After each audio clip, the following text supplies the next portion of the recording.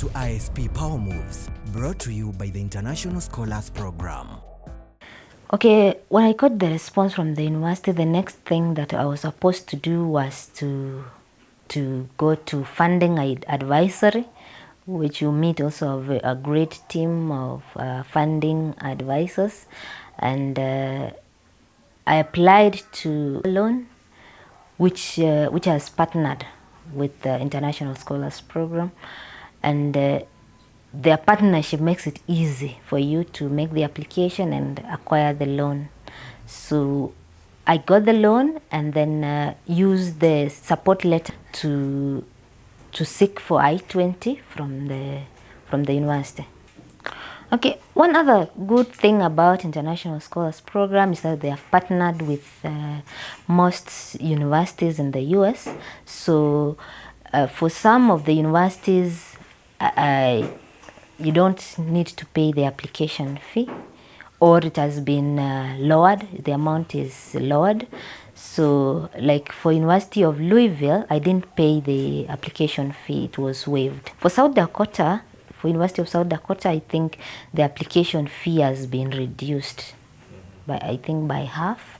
Okay, from the time I applied for funding, it took a day, only a day, and then I got the response that I qualify for the loan. And a few hours later, I was sent the support letter. Okay, my husband has been very supportive. I think he knows more about the program than I do. He actually researched more about the program than I did. You know, he has watched most of the videos about the program, and he's been there throughout the journey. Yeah, at some point I wished he was the one going for the visa, because he was very passionate about it. So we've been together through the school application. When we were when I was writing the essays, he was there with me. Looking for documents for funding, he was there. Okay, after funding, you are supposed to use the support letter to request for I-20.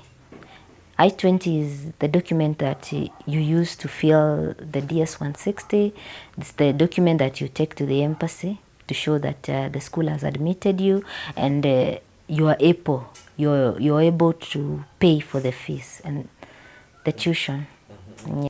So when I got the I-20 from the school, the next step was the filling of DS-160, of which the program also has materials.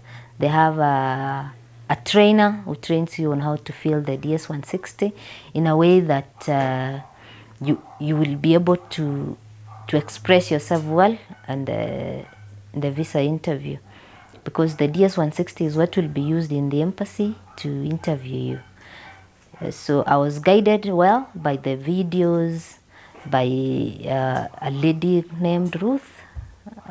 Yeah, and I did my DS-160, and then it was also reviewed by Wilfred. Before what can I say? Before you send the DS-160 to the embassy, Wilfred gets to review it, correct some areas. So mine was reviewed.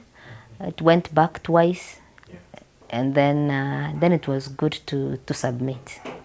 Yes. After the submission of DS-160, the next thing is to book for the interview date, and you also need to pay for the visa.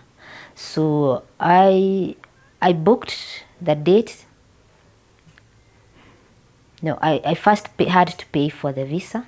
So I generated a voucher that I sent to Eli at International Scholars Program, and Eli asked me that I should request for payment of the visa.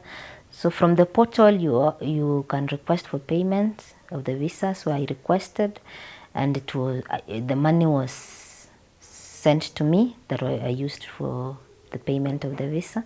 So And then I booked a date, booked the first date, that was 18th December. But I felt like that date was way too far for me, so I needed to reschedule it. I rescheduled it to 5th. Finding also those dates is not very easy. You have to really stay on the website for quite some time. So eventually I got 5th, and I decided to go for it. That is 5th of November. 5th of November. By the time I was booking, I had 21 days to do my training, on watch the videos, and also some visa transcripts. And then after watching, then you are ready. Then you're ready, but you need to go for a mock interview that was also done by Wilfred. You go for a mock interview, and then you are corrected on areas that you need to correct. You're told on areas you need to perfect. Yeah, so that mock interview was so important to me, because from it I was able to learn things, to learn ways in which the ways I was doing wrong, and corrected them. When the day came, I went to the embassy. By 6:40 we were there at the embassy with my husband, and he was with me up to the gate, and then he was turned back.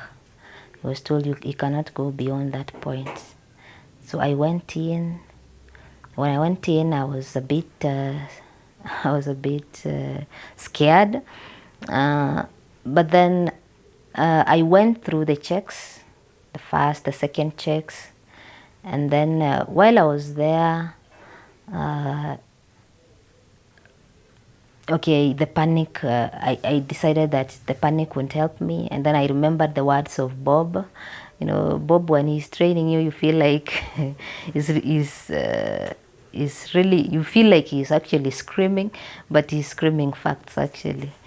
So you remember that he said about confidence, and that with confidence you have 50% work done. So I went there with confidence. When it was my turn to be interviewed, I was confident, and I was ready for any question, because we have been prepared. We had been prepared. I had been prepared for any kind of question that can come from the visa officer. Yeah, when it was my turn, there were two visa officers who were handling the non-immigrant visas. There was a black American and a white lady. And the black American seemed to be not very friendly, because she was giving out a lot of pink slips. So I actually made a choice that I will not go to that counter. So I chose to go with the white lady, because she was fair. She was giving pink sometimes, she was giving blue sometimes. So I decided to try my luck with her. So there was this lady who was ahead of me, and she was going for a visit visa. I requested her, because she was supposed to go next to the white VO. I requested her that, can I please go first to that VO? Oh, when she was what? Yes, but that was the lady I had been with on the queue, even when we were outside. Okay. So, and we had been seeing people coming out with pinks, others with blue. So we had been discussing while we were outside. So when we got inside, we had been kind of friends. So I told her, please, let me first go to that lady, and then you follow me to the same view. So she let me go, and then she stood behind me. So I was interviewed, and when I got my blue and I was smiling, I told her thank you, and I left. And then she went also to the same view. So my tactic was requesting, because if she had gone to the white VO, I would have gone next to the black VO. to the Black American. Nothing got me by surprise. I had prepared for all those questions. Actually, the questions we have out here, the ones in the internet, in the YouTube, it's the same questions. What matters actually is how you present yourself, how do you answer those questions. So as I had been revising and discussing with my husband, we chose that the simplest way to do this is to be simple. Not to cram anything, just to be natural, just respond. So I didn't even, while I was preparing, I didn't cram anything. I just understood what I needed to tell the VO, that there are actually 3 main things she needs to learn: where you're going, and whether you're coming back, your ties to your home. Thank you for watching ISP Power Moves. The International Scholars Program is here to turn your study abroad dreams into reality, no matter the challenges. Explore our programs at www.internationalscholarsprogram.com and join us next time for more strategies, expert tools, and inspiring stories to fuel your journey abroad as a thriving international student. The International Scholars Program, empowering dreams.